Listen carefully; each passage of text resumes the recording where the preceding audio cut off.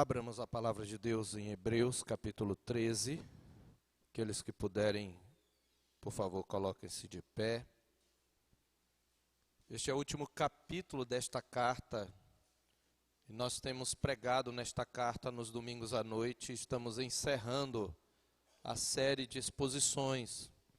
Se você quiser depois ouvir as demais mensagens desde o capítulo 1, estão no nosso canal, no YouTube, Terceira Igreja Presbiteriana de Boa Vista. Você pode inscrever-se lá e aí você pode acessar tanto as mensagens completas como alguns trechos compactos das mensagens. E nós nesta noite estaremos falando sobre a nova aliança e a vida cristã e a prática da vida cristã. Este capítulo exatamente fala sobre a vida cristã e como ela deve ser vivida. E o autor aqui não vai falar de todos os aspectos que estão envolvidos na vida cristã, mas ele abrange a maior parte das áreas, usando alguns exemplos. Ele fala aqui dos nossos deveres sociais, ele fala aqui incluindo os deveres que nós temos na comunidade cristã, os deveres que nós temos na família, na nossa vida pessoal, inclusive na nossa vida financeira. Ele fala dos nossos deveres espirituais, do que nós devemos no nosso dia a dia, na nossa vida com Deus, especialmente na comunhão da igreja. E é isto que nós vamos nesta noite falar. Então, sobre a vida cristã, a vida sob a nova aliança, como ela deve ser vivida na prática. Diz assim a palavra do Senhor: seja constante o amor fraternal, não negligencieis a hospitalidade, pois alguns, praticando-a sem o saber, acolheram anjos. Lembrai-vos dos encarcerados como se presos com eles, dos que sofrem maus tratos, como se, com efeito, vós mesmos em pessoa fosseis os maltratados. Digno de honra entre todos seja o matrimônio, bem como o leito sem mácula, porque Deus julgará os impuros e adúlteros. Seja a vossa vida sem avareza, contentai-vos com as coisas que tendes. Porque ele tem dito: de maneira alguma te deixarei, nunca, jamais te abandonarei. Assim, afirmemos confiantemente: o Senhor é o meu auxílio, não temerei. Que me poderá fazer o homem? Lembrai-vos dos vossos guias, os quais vos pregaram a palavra de Deus, e considerando atentamente o fim da sua vida, imitai a fé que tiveram. Jesus Cristo ontem e hoje é o mesmo e o será para sempre. Não vos deixeis envolver por doutrinas várias e estranhas, porquanto o que vale é estar com o coração confirmado com graça e não com alimentos, pois nunca tiveram proveito os que com isto se preocupam.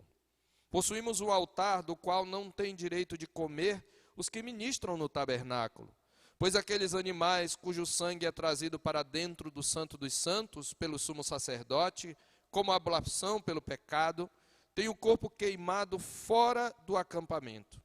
Por isso foi que também Jesus, para santificar o povo pelo seu próprio sangue, sofreu fora da porta.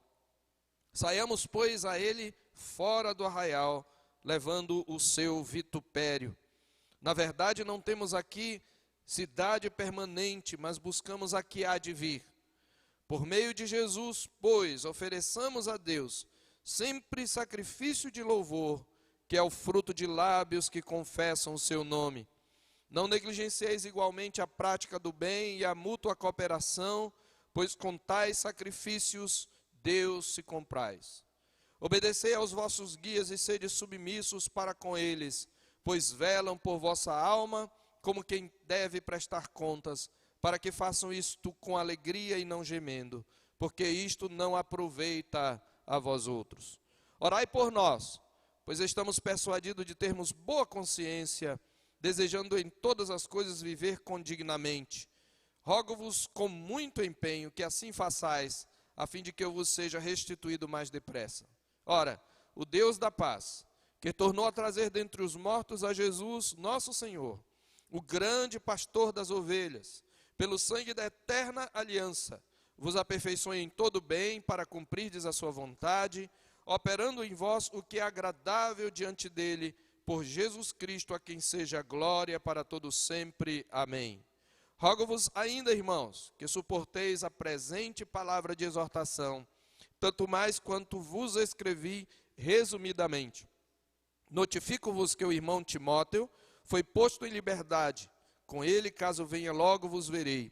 Saudai todos os vossos guias, bem como todos os santos. Os da Itália vos saúdam. A graça seja com todos vós. Senhor, mais uma vez, suplicamos-te a tua graça, suplicamos-te a iluminação e o poder do teu Espírito, para compreendermos a tua palavra, para crermos nela e para nos dispormos a obedecê-la, pois nós te pedimos, ó Deus, em nome do Senhor Jesus. Amém. Podem sentar. É comum, por causa de uma visão distorcida da Escritura, especialmente da relação entre o Velho e o Novo Testamento, nós acharmos que a vida no contexto da Nova Aliança é uma vida mais frouxa, que o Deus do Velho Testamento parece ter sido outro Deus, um Deus zangado, que castigava sempre aqueles desobedientes com fogo consumidor, e que o Deus do Novo Testamento é amor e nada mais, que ele não é juízo, que ele é misericórdia, como se fossem dois deuses diferentes. Mas isto é a falta de conhecimento profundo da Escritura. Se nós lermos ou se lêssemos a Escritura com mais atenção e a estudássemos com mais profundidade, veremos que uma das coisas que mais são ressaltadas no contexto da velha aliança, naquele contexto dos juízos históricos de Deus sobre o seu povo, uma das doutrinas que mais são ressaltadas é a doutrina da misericórdia de Deus. É só você ler os Salmos, o que mais se ressalta é o refrão, porque a sua misericórdia dura para sempre e de geração em geração a sua fidelidade.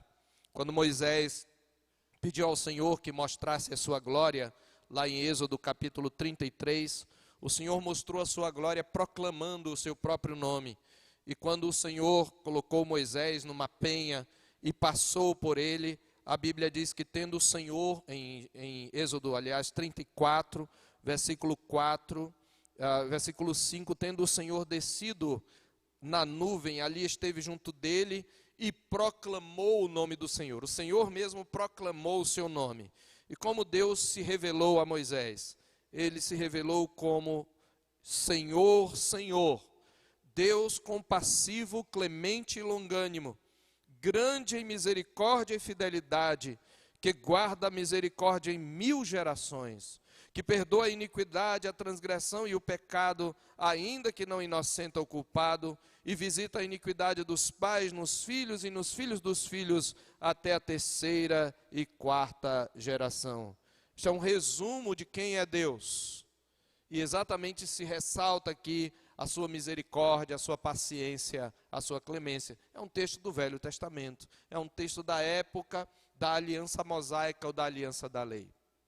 Por outro lado, o Novo Testamento revela um Deus que, além de misericordioso, é também fogo consumidor. A própria Epístola aos Hebreus, no capítulo anterior que lemos, o capítulo 12, ela vinha falando, você lembra, o autor havia falado sobre a importância da disciplina como exercício na igreja no processo de santificação. Ele havia dito no versículo 14 do capítulo 12, segui a paz com todos e a santificação sem a qual ninguém verá o Senhor. E ele havia exortado a toda a igreja que deveria atentar diligentemente, que deveria ter um comportamento vigilante para que não houvesse nenhum faltoso que se aparte da graça de Deus, nem que houvesse alguma raiz de amargura que brotando perturbe a igreja e por meio dela muitos sejam contaminados. E a igreja deveria vigiar para que não houvesse nenhum imoral ou profano no meio da igreja. E depois de falar sobre estas coisas e estes deveres quanto à disciplina e à santificação, o autor havia nos dito no versículo 18 do capítulo 12 até o 29, estou aqui trazendo o contexto do nosso texto, ele havia mostrado que na realidade da nova aliança, embora nós tenhamos uma experiência mais completa, mais plena da graça, pois o Senhor Jesus já morreu cumprindo todas as prefigurações e todas as profecias do Velho Testamento, embora certamente no contexto da nova aliança, todos os pecados são perdoados, este contexto é um contexto também que traz mais responsabilidade, e o tempo todo nós vimos que na Epístola aos Hebreus, o raciocínio do autor é do menor ao maior. Você lembra, no capítulo 1, no capítulo 2, depois de mostrar que a revelação que Deus trouxe através do Filho é um cumprimento e é superior em sua abrangência, em sua clareza, a revelação dos profetas, no capítulo 2 ele havia dito, pois se tornou firme a palavra dada por meio de anjos, isto é, no Velho Testamento, e os desobedientes receberam justo castigo, aí ele faz uma aplicação na nova aliança, como escaparemos nós, se negligenciarmos tão grande salvação, que foi primeiro a nós anunciada pelo Senhor e depois pelos que foram ministros da palavra, enviados por ele.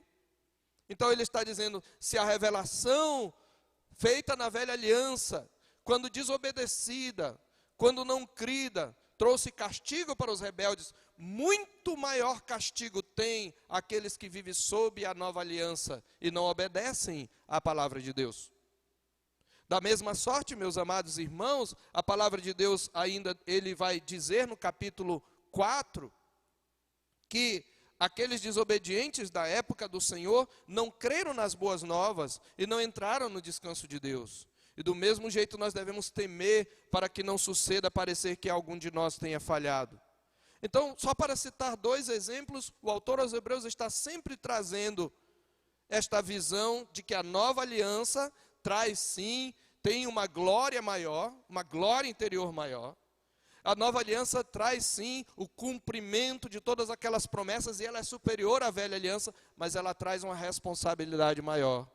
É por isso que nos versos 18 a 29, o autor havia terminado este capítulo mostrando que nós não chegamos apenas aonde o povo de Israel chegou, quando ele disse, ora não tendes chegado ao fogo palpável e ardente, e a escuridão, e as trevas, e a tempestade, e ao clangor da trombeta, e ao som de palavras tais, que quantos o ouviram, suplicaram que não se lhes falasse mais, pois já não suportavam o que lhes era ordenado, até um animal, se tocar o monte, será apedrejado. Na verdade, de tal modo era horrível o espetáculo que Moisés disse, sinto-me aterrado e trêmulo. Ele está aqui mencionando a experiência da teofania do Sinai. A teofania é aquele fenômeno em que Deus, de maneira sobrenatural, de maneira poderosa, aparece ao seu povo. Na verdade, não se vê sua aparência, mas manifestações na própria criação da sua presença. Quando o povo estava diante da lei no Sinai, o monte fumegava, o monte tremia, raios, relâmpagos, trovões vinham sobre o monte. E Deus falava, a sua voz era como um trovão, Deus falava do trovão, e o próprio povo não quis ouvir. O Sinai é o meio do caminho até chegar à terra prometida. E o que o autor está dizendo é, vocês não chegaram apenas no meio do caminho, no Sinai. Observe no verso 22, mas tende chegado ao monte Sião. E aqui ele utiliza a figura da jornada de Israel, que vai desde o Egito até Canaã. No meio do caminho, não necessariamente no sentido geográfico, mas no sentido da sua jornada espiritual, no meio do caminho o povo parou para receber a aliança. Ali estava o Sinai. E de fato eles só chegaram à sua terra prometida quando eles chegaram ao Monte Sião. E no Monte Sião mais tarde seria construído o templo por Salomão. E ele está usando essa jornada como uma prefiguração, como um tipo da jornada da igreja. Ele está dizendo, vocês não estão mais no Monte Sinai, vocês já chegaram no templo, Vocês já chegaram no Monte Sião, mas ele não está falando do Monte Sião terreno, ele está falando da Jerusalém celestial. Observe o verso 22, de incontáveis hostes de anjos, da universal assembleia, de um mediador superior. Jesus já realizou a obra redentora, vocês chegaram a uma realidade muito maior. Qual é a implicação disto? Versículo 25, tende cuidado, não recuseis ao que fala, pois se não escaparam aqueles que recusaram ouvir quem divinamente os advertia sobre a terra, aqui está o menor, Moisés, muito menos nós os que nos desviamos daquele que do céu nos adverte. E ele diz então no verso 28, por isso, recebendo nós um reino inabalável, retenhamos a graça. A salvação é pela graça, mas é nos dada a ordem de reter a graça, pela qual sirvamos a Deus de modo agradável com reverência e santo temor. Por quê? Porque o nosso Deus é amor. É isso que diz o texto? Não. Porque o nosso Deus, preste atenção, é fogo consumidor. Ele é um Deus de juízo. Então nós que estamos debaixo da graça, e nós que temos a revelação plena de Jesus Cristo, porque fomos salvos, perdoados, tivemos nossos pecados perdoados, nós manifestamos este perdão por uma vida de gratidão e de temor perante o Senhor. Não para que sejamos salvos aqui para aqueles que já estão em Cristo, a menos que você ainda não tenha vindo a Cristo, mas porque nós somos salvos e somos um povo santo consagrado ao Senhor Deus. Então o capítulo 13, ele vai mostrar como é que nós vivemos esta vida na nova aliança. Exatamente sobre a vida na nova aliança. E aí eu começo falando dos deveres, do que seriam os deveres na relação com a comunidade, os deveres comunitários. Ele começa dos versículos 1 a 3, falando da nossa relação uns com os outros. E aqui ele está se referindo exatamente à igreja, ao povo de Deus. Ele diz assim, seja constante o amor fraternal.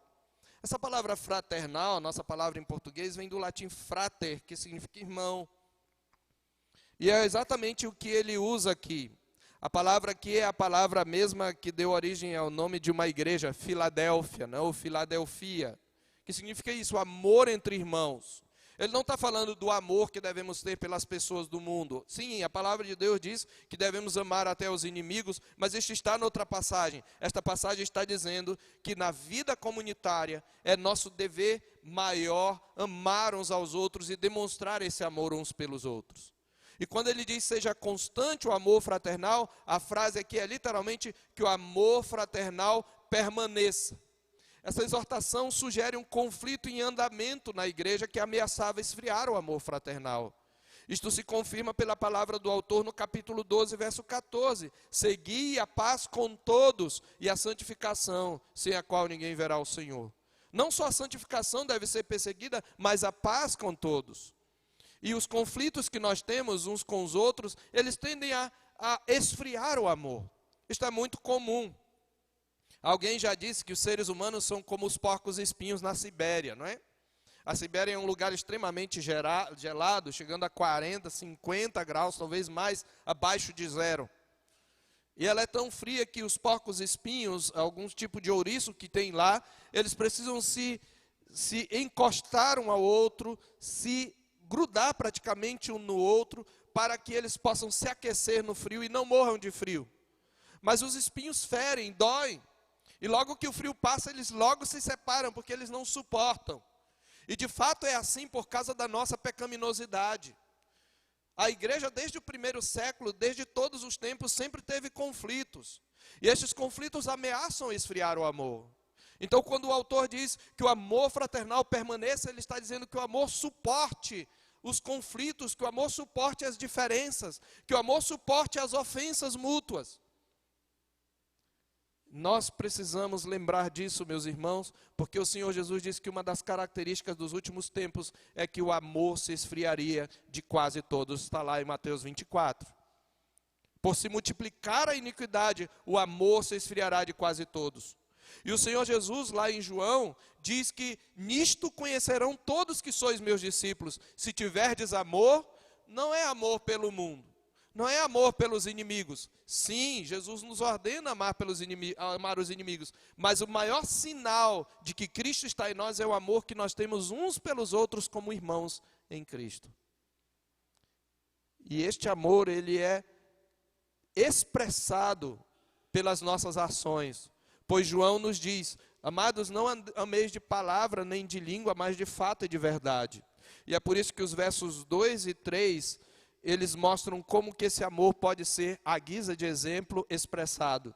E o autor expressa como esse amor deve se manifestar em termos do seu contexto. Você lembra que os hebreus, os cristãos hebreus a quem ele escreve, estavam sendo perseguidos por causa da sua fé.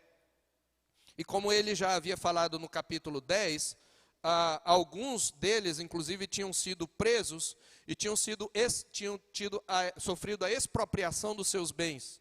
Eles tinham tido o confisco dos seus bens por causa da sua fé. Está lá no capítulo 10, no verso 32, ele diz: lembrai-vos, porém, dos dias anteriores, em que depois de iluminados sustentastes grande luta e sofrimentos. Hebreus 10, 32, e o verso 33 diz: ora, expostos como em espetáculo, tanto de opróbrio quanto de tribulação. Eles eram expostos ao ultraje e humilhação pública por causa da sua fé. Ora, tornando-vos coparticipantes com aqueles que desse modo foram tratados. Então, alguns deles tinham sido maltratados em público, alguns deles tinham assistido a maus tratos de seus irmãos em público, e eles tinham se tornado coparticipantes. De que maneira você participa do sofrimento de um irmão?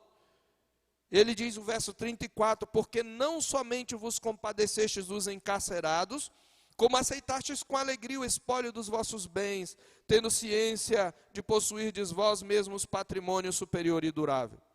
Então, esses encarcerados que ele fala aqui, quando ele diz aqui, lembrai-vos dos encarcerados, como nós ainda vamos enfatizar, não são todos os presos. Ele está falando dos irmãos que estavam presos por causa da sua fé.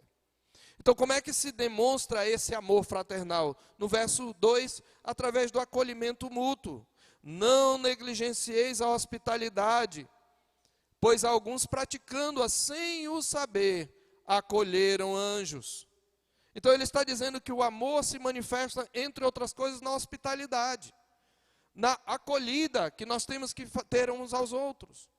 Algum irmão que precisa de acolhida num determinado momento, e nós precisamos dar acolhimento àquele irmão que precisa de acolhida. E você lembra que a hospitalidade era muito importante no primeiro século, pois os missionários iam de um lado para o outro e os hotéis eram muito poucos, e os poucos que tinham eram de má fama, não eram recomendáveis. Era complicado para eles levar muito dinheiro na viagem, pois eles viajavam a maior parte a pé e eles poderiam ser assaltados. Então, não só eles tinham que ser acolhidos quando eles chegavam num determinado local, geralmente eles iam com uma carta de recomendação, como eles tinham que receber provisão para continuar a viagem na sua obra missionária. Nós sabemos também que a igreja no primeiro século não tinha templos, não tinha um lugar para se reunir, eles se reuniam na casa. Você já imaginou ter na sua casa todo domingo, a igreja toda, com o menino para lá e para cá, riscando a parede, quebrando vaso, fazendo algum tipo de coisa? Que incômodo. Mas é uma das formas como você demonstra amor, acolhendo os irmãos, abrindo as portas da sua casa para a igreja do Senhor, para os obreiros do Senhor, para aqueles que precisam de fato de acolhida. Sabemos que existem aqueles que se aproveitam, mas para estes a palavra de Deus tem uma recomendação em 2 aos Tessalonicenses: se alguém não quer trabalhar, que também não coma. Está lá, tem todos os preceitos para todas as ocasiões e as situações que possam ser criadas de incômodo para aqueles que se aproveitam da boa fé dos irmãos. Mas nós precisamos aprender a acolher uns aos outros. Ele também diz que alguns praticando sem saber acolher um anjo, e ele está possivelmente citando aqui Abraão e Ló, né, nos capítulos 18 e 19 de Gênesis. Você lembra que o Senhor e mais 2 anjos foram visitar a Abraão, e ao que parece Abraão não notou de início que era o Senhor. Só depois é que ele foi percebendo, quando o Senhor revela para ele que vai destruir Sodoma e Gomorra. A mesma coisa os anjos, quando são recebidos por Ló, ele possivelmente só percebe que eram anjos quando eles estendem a mão e o trazem para dentro de casa e fecham a porta para protegê-lo daqueles homens da cidade. Eles não sabiam que estava acolhendo a anjos. O que ele está dizendo é, não que você, quando você praticar hospitalidade, vai aparecer algum anjo numa visão para você, mas ele está dizendo que quando a gente pratica hospitalidade, a gente às vezes acolhe pessoas que vão trazer uma bênção para a nossa vida que nós às vezes não estamos esperando. E especialmente a mensagem da parte do Senhor, pois os anjos eram mensageiros. Ele mostra que esse amor que deve permanecer, deve também se manifestar na empatia e no cuidado, no compartilhar a necessidade dos santos, no verso 3. E ele fala em termos do seu contexto. Lembrai-vos dos encarcerados, como se presos com eles, dos que sofrem maus tratos, como se com efeito vós mesmos em pessoa fosseis os maltratados. Nós devemos lembrar aqui mais uma vez, ele não está falando de todos os presos. Eu não estou dizendo com isso que a igreja não deve fazer visitas e evangelizar no presídio, não é isso. Mas eu estou dizendo que esse texto não deve ser usado para isto. Porque esse texto está falando de irmãos que são presos e que sofrem maus tratos por causa da sua fé. Não por causa de algum crime que cometeram. Aliás, a palavra de Deus diz, como nós vimos na mensagem do domingo anterior, do último do ano, o apóstolo Pedro diz, não sofra nenhum de vós como ladrão ou malfeitor ou como intrometido. Se você pecar e é esbofeteado, não se glorie disso, você está só sofrendo as consequências do seu pecado. Tem muito crente que faz falcatrua, depois fica posando de vítima. Eu estou sendo perseguido pelo inimigo. Tem até um vídeo rolando na internet de uma quadrilha, orando e dizendo, oh Jesus, tem misericórdia de nós, Senhor. Amarra, Senhor. O quê? O espírito do policial?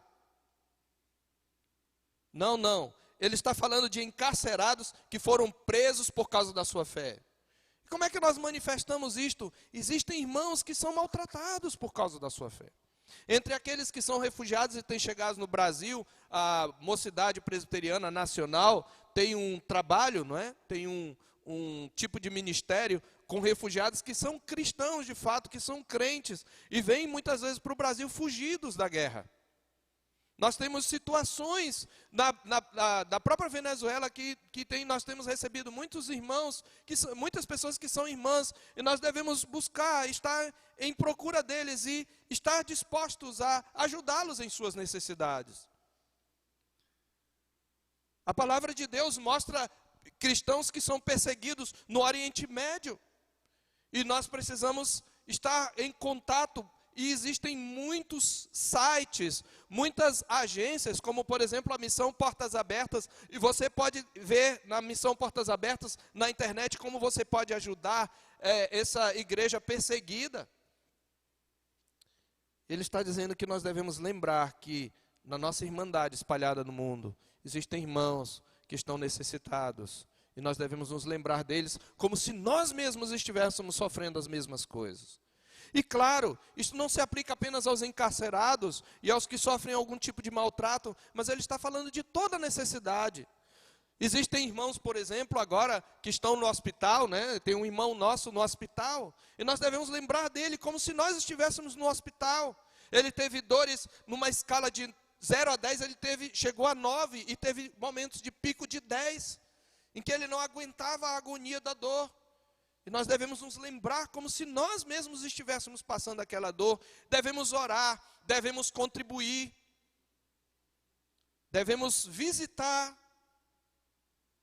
É isto que Paulo diz, em geral, quando no capítulo 12 de Romanos, ele diz, no verso 13, compartilhai as necessidades dos santos, praticai a hospitalidade.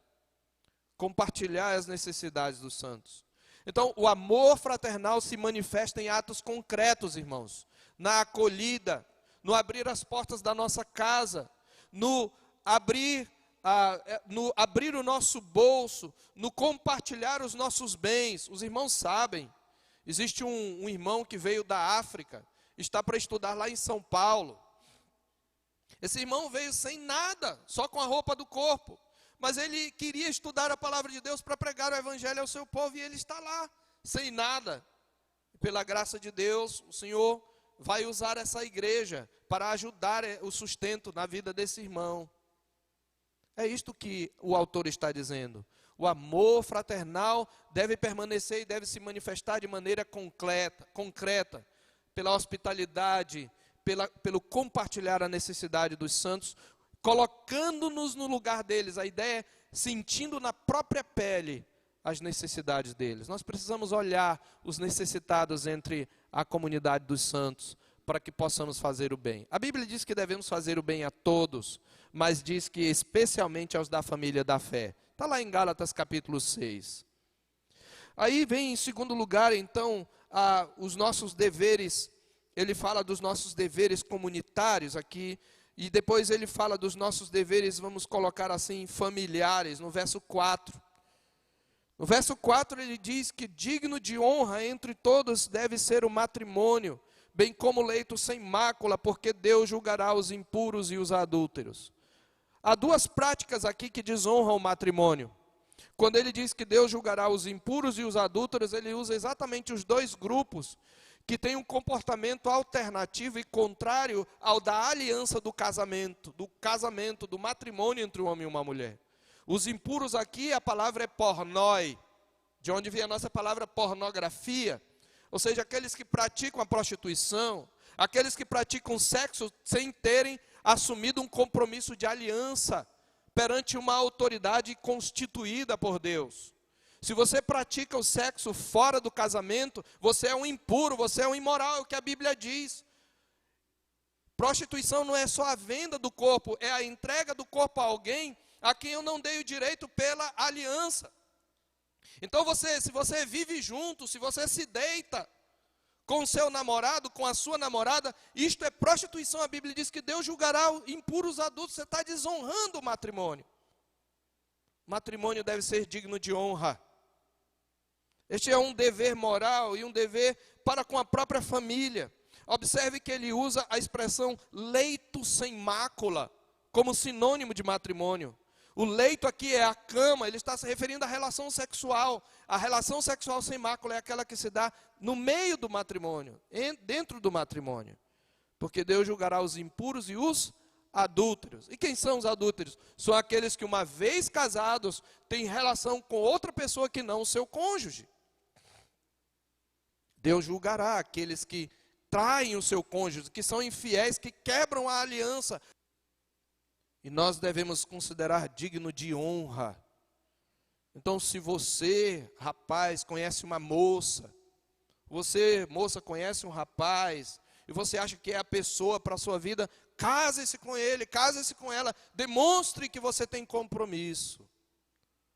Porque o matrimônio deve ser digno de honra entre todos. Esse é um dever de todos, entre todos, porque só assim o leito será sem mácula. É claro que essas práticas assumem muitas formas, né? A pornografia, o namoro libidinoso, a exposição pública da intimidade, a erotização no modo de vestir, todos são práticas imorais que desonram o matrimônio e atraem o juízo de Deus. É interessante que a Bíblia proíbe o sexo fora do casamento, mas no casamento a Bíblia ordena o sexo. Ela proíbe a abstinência, porque a palavra de Deus não é contra o sexo. Lá em 1 Coríntios 7, Paulo diz assim: a mulher conceda ao marido o que lhe é devido. E o marido também conceda à mulher o que lhe é devido. Porque a mulher não tem direito sobre o próprio corpo e sim o marido. Mas ele diz, o marido também não tem direito sobre o próprio corpo e sim a mulher. Ele diz, quando vocês são casados, não se privem um ao outro, salvo por mútuo consentimento, por pouco tempo e para dedicar-se à oração, mas novamente vos ajuntardes, para que Satanás não vos tente por causa da imoralidade. Então o sexo no casamento ele é ordenado. Há uma ilusão muito grande das pessoas do mundo achando que crente não gosta de sexo, ou que aqueles que honram o matrimônio não gostam de sexo. Essa é uma verdadeira burrice, me desculpem. Leia lá Gênesis 28, naquela sociedade machista, né? Em que as mulheres chamavam o marido de Senhor. Você lembra de Sara? Quando o Senhor, com Sara com quase 90 anos, diz, olha, daqui a um ano eu vou visitar Sara e ela terá um filho. E ela começa a rir atrás da porta. Depois de velha eu vou ter prazer com meu Senhor? Ué? As mulheres tinham prazer na sociedade machista? Está lá. Sim, tinham. A Bíblia não é contra o sexo, ela é contra a prostituição. O matrimônio deve ser digno de honra. Ele é uma aliança da qual Deus é testemunha. Então todas essas coisas, a pornografia, o namoro libidinoso, a exposição pública da intimidade, a erotização no modo de vestir, são práticas que desonram o matrimônio. Depois, em terceiro lugar, ele vai falar sobre a nossa vida pessoal e, de um modo geral, com relação à economia, não é? A vida financeira, na verdade, a nossa vida material, no verso 5.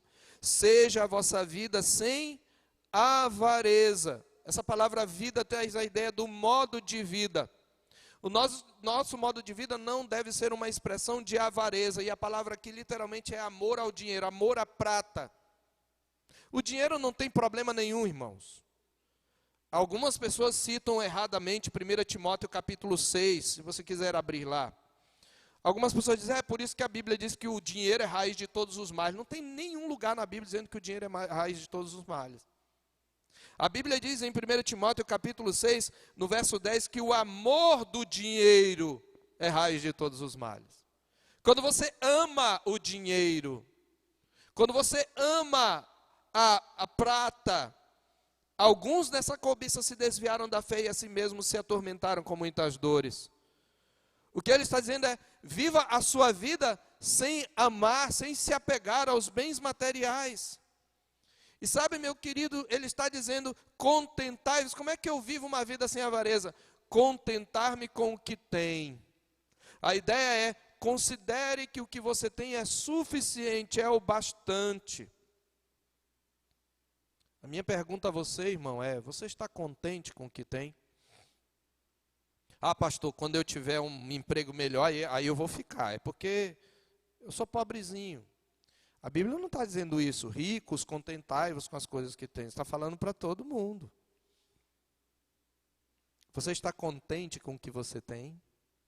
Você está satisfeito com o que você tem? Ah, pastor, então eu não posso ganhar dinheiro se eu quiser? Pode. Mas a questão é quando você coloca nisso o seu coração. Onde estiver o teu tesouro, nisso estará o teu coração. E às vezes você fica mal-humorado, você se sente infeliz, você adia a sua felicidade porque você não tem um carro, ou porque você não tem uma casa, ou porque você tem mal o que comer. A Bíblia está dizendo que você deve se contentar e agradecer a Deus por aquilo que você tem. Isto é uma forma de combater a avareza.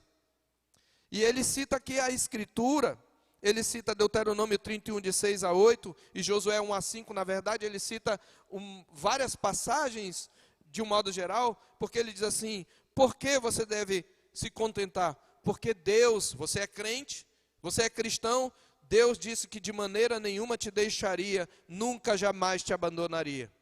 Ele diz, de maneira alguma te deixarei, nunca jamais te abandonarei.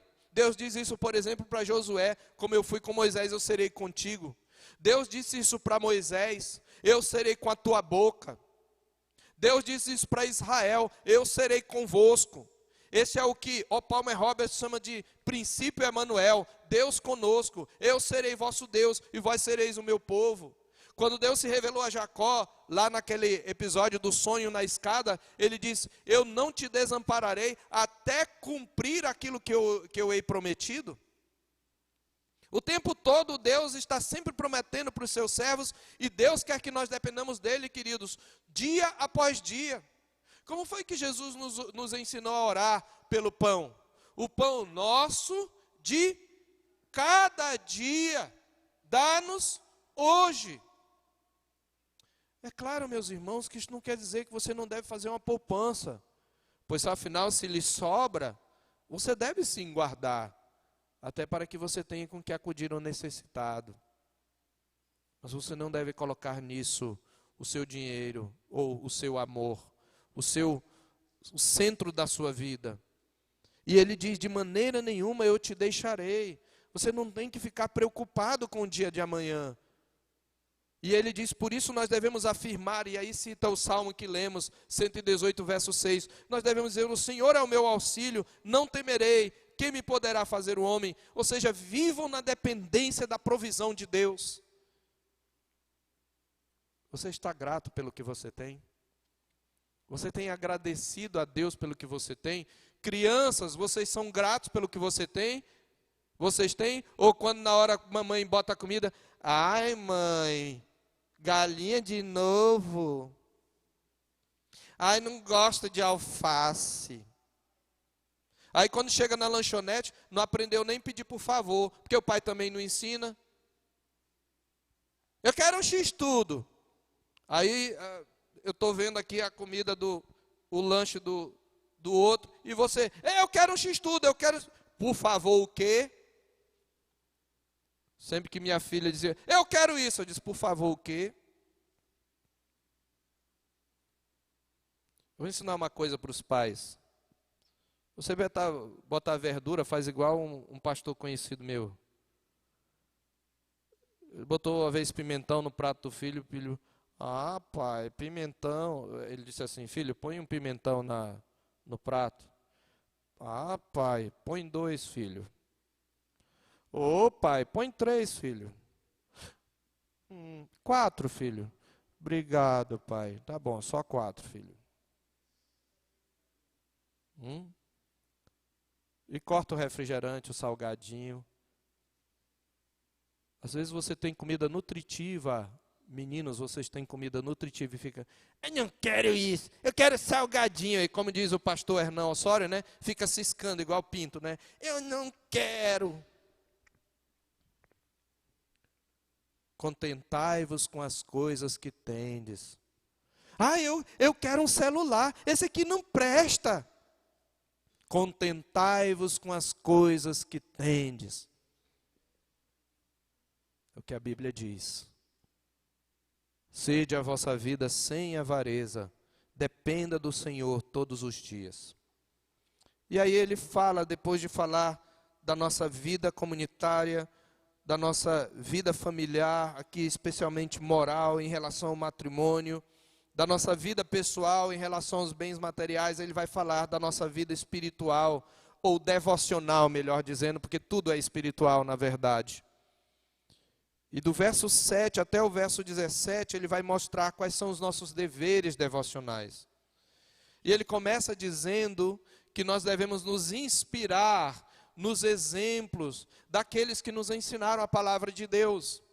Ele diz no verso 7, lembrai-vos dos vossos guias, os quais vos pregaram a palavra de Deus e considerando atentamente o fim da sua vida, ou a finalidade da sua vida, imitai a fé que tiveram. Observe o que ele diz, os vossos guias, e aqui ele está falando, obviamente, a pessoas que já tinham passado pela vida daquelas pessoas, daqueles crentes. Talvez alguns deles tinham morrido. Ele está falando daqueles que lhes legaram a fé, que lhes transmitiram a fé. Talvez alguns tinham pais na fé que já tinham morrido, ou outros estejam lembrando daqueles que fundaram a igreja. Eles são considerados guias. E ele está dizendo aqui, queridos, na verdade, na nossa vida devocional, ele está falando da importância de preservarmos, de honrarmos, de valorizarmos o legado da fé que recebemos dos nossos pais espirituais. Quem foi o seu pai espiritual? Quem foi que lhe pregou o evangelho? Quem foi aquele pastor ou aquele irmão que marcou a sua vida pela forma vibrante com que ele vivia o evangelho, pela vida de oração que ele tinha. Eu tenho pessoas na minha vida cujo fim eu sempre me lembro. Homens que morreram fiéis ao Senhor. Recentemente nós tivemos um desses guias que através dos seus livros abençoou muitas pessoas de mensagens que até hoje tem na internet, R6 Pro. Faleceu recentemente. Um homem de Deus, um homem crente. Nós devemos olhar e imitar o fim da vida desse homem. Eu me lembro de irmãos como o pastor Frederico Ó, pastor Batista lá no Amazonas. Morreu fiel ao Senhor quando veio lá da Irlanda para o Amazonas. A sua mulher morreu no barco. E ele enterrou. O primeiro ato dele religioso foi um ato fúnebre na cidade de Lábrea. Onde, no entanto, ele iniciou o seu ministério e ficou quase a vida toda. E morreu em Manaus e deixou um legado. Eu me lembro de muitas pessoas, entre eles o meu pai na fé, pastor Hernão Osório, um evangelista colombiano, por meio de quem eu vim a Cristo e a minha esposa também veio a Cristo. Nós devemos lembrar desses guias e considerar atentamente o fim da sua vida, a finalidade ou como eles terminaram a sua vida e imitar a fé. Nós podemos falar dos nossos pais puritanos, que nos legaram a nossa confissão de fé. Tem muitos livros que mostram a biografia, como eles viviam a sua vida, o fervor espiritual, o seu compromisso com a fidelidade à palavra de Deus. E por que nós devemos imitar? Verso 8, Jesus Cristo ontem e hoje é o mesmo e o será para sempre. Jesus Cristo ontem e hoje é o mesmo e o será para sempre. Nós usamos muito esse texto para falar de milagres, né? Que Deus hoje faz milagre. Olha o contexto, não está falando de milagre não. Eu não estou dizendo que Deus não possa realizar milagres como e quando Ele quer. Mas o que eu estou dizendo é que esse texto, Jesus Cristo ontem e hoje é o mesmo e o será para sempre, ele é para nos dizer assim, o mesmo Deus que Ele serviu e que foi fiel com Ele, também será fiel com você, se você o servir. Esta é a aplicação deste texto, Jesus Cristo ontem e hoje é o mesmo e o será para sempre. Ele está dizendo, olhe para aqueles guias. Eles viveram desafios nos seus tempos. Eles enfrentaram este ano, nós comemoramos 500 anos de reforma. E nós sabemos que os nossos pais lutaram, alguns deles foram queimados em fogueira, outros foram enforcados, foram torturados, perseguidos, para trazer de volta a igreja do Senhor às Escrituras. Se nós queremos ter uma vida devocional vibrante, nós devemos olhar, sim, os exemplos do passado. Nós devemos, sim, ter pessoas que tomamos por exemplos. É claro que o nosso exemplo maior é o Senhor Jesus Cristo. E sim, nós olhamos para eles porque eles refletem a Cristo. E sim, é claro que se essas pessoas que um dia foram guias abandonam a fé que um dia nos pregaram, nós não devemos seguir o exemplo deles. Observe que ele fala, considerando atentamente o fim da sua vida. Eu quero concluir esta mensagem, e na semana que vem nós concluiremos a carta. Eu quero deixar neste ponto. A vida devocional, a vida espiritual, envolve honrar, valorizar, preservar o legado dos nossos pais espirituais. Eu não posso esquecer do exemplo daqueles que foram meus guias e que me pastorearam. Eu não posso esquecer o fim que eles tiveram, como morreram fielmente. E eu devo imitá-los, porque o Jesus a quem eles serviram é o mesmo, ontem e hoje, e será o mesmo para sempre. Isto também significa algo que está implícito no texto, que nós também temos um legado a deixar para a geração vindoura. Que legado nós estamos deixando? Que legado nós estamos deixando para essas crianças? Será que nós estamos sendo guias para os nossos filhos, para as crianças? Será que elas olham para nós como guias? Quem são os guias dessas crianças? Crianças, olhem na igreja para aqueles que vocês veem que são crentes. E orem ao Senhor: Senhor, eu quero ser como esse irmão ou essa irmã. Eu quero ser fiel como ele, eu quero ter uma vida de oração como a dele. Observem, crianças, à medida que vocês creem, à medida que vocês crescem, observem aqueles que vão caminhando na igreja. Alguns deles vocês vão crescer, eles vão morrer. Observem que fim eles tiveram. Observe como foi a vida deles. Observem desde pequenos. Eu deixei de cometer muitos erros na minha vida por ter observado pessoas ao longo da vida. A trajetória de pessoas ao longo da vida. Desde criança, eu sempre fui muito observador. E hoje, quando eu olho para aqueles que foram para mim, que deixaram para mim um legado, muita coisa, irmãos, que pela graça de Deus, eu sou hoje. Se há alguma coisa de bom em mim, se há alguma coisa que seja, o Senhor Deus me deu através do legado de professores, de pastores, de crentes, cujo fim ou cuja vida eu tentei imitar. Lembrando que o mesmo Senhor que os sustentou, pode me sustentar. Que o Senhor Deus nos abençoe e nos dê a graça para viver essa vida cristã. Procurando preservar o amor no acolhimento, no compartilhamento das necessidades dos santos, no colocar-nos no lugar deles. Que o Senhor Deus nos dê uma vida que honre o matrimônio, que honre a aliança do casamento, de modo que aqueles que são solteiros se abstenham, tenham um compromisso com a castidade e saibam escolher bem aquele que vai ser o seu esposo e a sua esposa, e que sejam no Senhor. E aqueles que são casados possam preservar o casamento guardando-se da imoralidade, da pornografia. Que Deus nos dê a graça, meus irmãos, de nos contentar com o que temos, de não colocarmos o nosso coração nos bens materiais, de confiarmos na provisão do Senhor, de nos satisfazermos com sua promessa de que Ele nunca nos desamparará, que Ele nos dê a graça de manter o legado, de valorizar e de guardar o legado que recebemos dos nossos pais, desde os mais antigos, cujos exemplos estão na Escritura, até aqueles mais recentes, que passaram pela nossa vida e deixaram um exemplo a seguir. Assim nós estaremos vivendo de maneira plena essa vida na nova aliança. Que Deus nos abençoe, nos dê a graça de viver essa vida que honre e que glorifique o nome de nosso Senhor Jesus Cristo. Amém.